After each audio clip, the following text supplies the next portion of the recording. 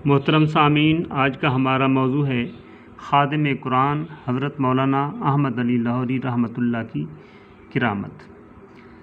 حضرت لاہوری کا ایک مرید پھلوں کا ایک ٹوکرا لے کر آپ کی خدمت میں حاضر ہوا۔ عرض کیا، حضرت یہ ہدیہ ہے، قبول فرمائیے۔ حضرت نے ایک دانہ اٹھا کر فرمایا، یہ ہمارے کام کا نہیں۔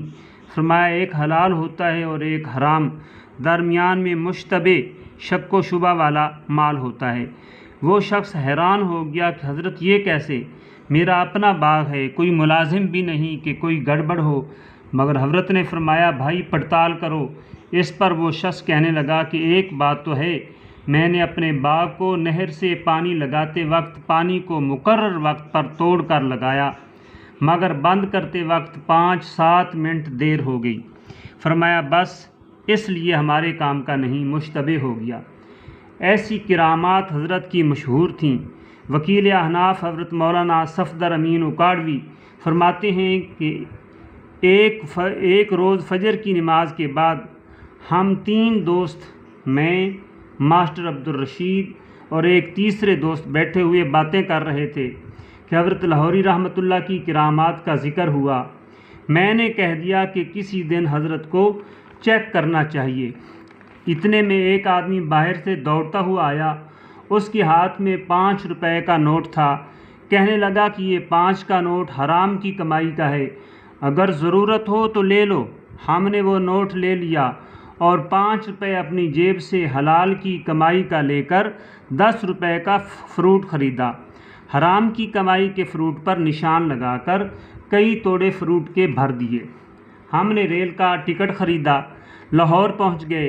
حضرت کا معمول تھا فجر کی نماز کے بعد درس قرآن دیتے، پھر روزانہ لوگوں کو بیعت کرتے۔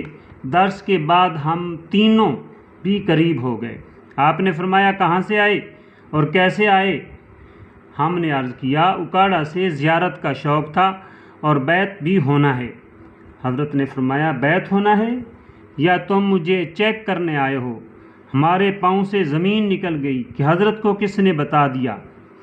توڑا کھولا، حلال اور حرام کی کمائی کا فروٹ علیحدہ علیحدہ کر دیا، یہ حلال کا یہ حرام کا 2 ڈھیر الگ الگ لگا دیے، اور پھر جھڑکا کہ بھاگو یہاں سے، میں ایسے نالائقوں کو بیعت نہیں کرتا۔ ماسٹر رشید اور تیسرے صاحب تو واپس آ گئے، میں اپنی بہن کے پاس شادرہ میں چلا گیا۔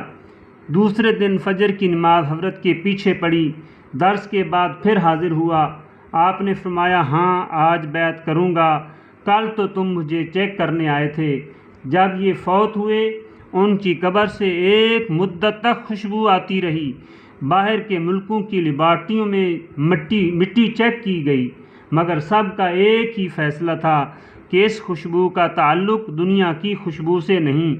تیری قبر کو سب نے ٹیسٹ کیا، دنیا کے سائنسدانوں نے، وہ ہار کے فتوے دے بیٹھے، یہ ساری شان قرآن چڑھی، وما علینا الا البلاغ المبین۔